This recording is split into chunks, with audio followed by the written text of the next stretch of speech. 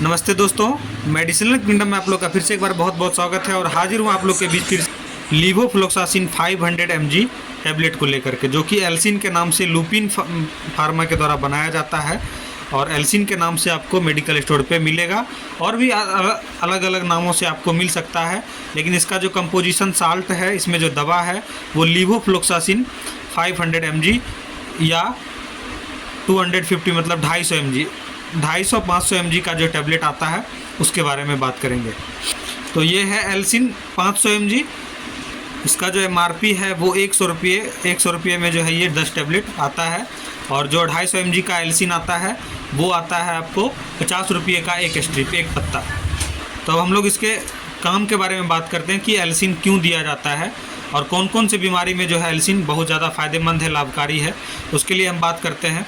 तो लीवोफ्लोक्सासिन RTI infection में, मतलब रिस्पायरेटरी ट्रैक्ट इन्फेक्शन में, जैसे श्वसन नली का जो इन्फेक्शन होता है, जैसे टॉन्सिलाइटिस का प्रॉब्लम हो गया, गले में सूजन आ गया हो किसी भी कारण से, या फिर सांस लेने में तकलीफ़ हो रहा हो किसी भी कारण से, उसमें बहुत ज़्यादा फ़ायदेमंद है। उसके बाद UTI infection, urinary tract infection में पेशाब में जलन आना, या फिर जो है प्रोस्टेट का समस्या हो, या फिर किसी भी तरह का यूरिनरी ट्रैक्ट इन्फेक्शन होता है, मतलब आपका जो है यूरिनरी से रिलेटेड कोई भी समस्या है तो उसमें जो है काफ़ी ज़्यादा बेनिफिट इसका देखने को आपको मिलेगा। जैसे अक्सर से क्या होता है, पेशाब में जलन रहना, पेशाब करने में दर्द होना, या फिर जो मूत्र नली होता है उसमें लहर रहना, या फिर उसमें दर्द रहना काफ़ी ज़्यादा, तो इस तरह का समस्या में जो है काफ़ी ज़्यादा बेनिफिशियल है ये एल्सिन। उसके अलावा भी बहुत सारा इसका कार्य है, जैसे कि बोन में, जॉइंट में कहीं इन्फेक्शन है, बोन में कोई इन्फेक्शन है, उसमें भी बहुत ज़्यादा बेस्ट रिजल्ट इसका देखा गया है।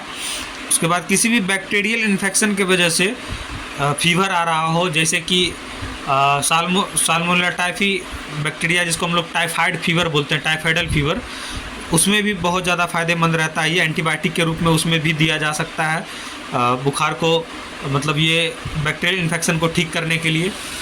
GIT ट्रैक्ट इन्फेक्शन में भी बहुत ज़्यादा फ़ायदेमंद है। गैस्ट्रोइंटेस्टाइनल इन्फेक्शन में, जैसे कि किसी भी तरह का इन्फेक्शन हो गया, स्टोमक में हो या इंटेस्टाइनल में कोई भी इन्फेक्शन हो, तो आंत में हो या फिर पेट में किसी भी तरह का इन्फेक्शन आ गया हो, संक्रमण आ गया हो, उसमें भी बहुत ज़्यादा फ़ायदेमंद है। अब बात कर लेते हैं इसके डोजेज़ के बारे में कि इसका डोज क्या रहता है। तो वो डोज जो है आपका प्रॉब्लम के अकॉर्डिंग दिया जा सकता है।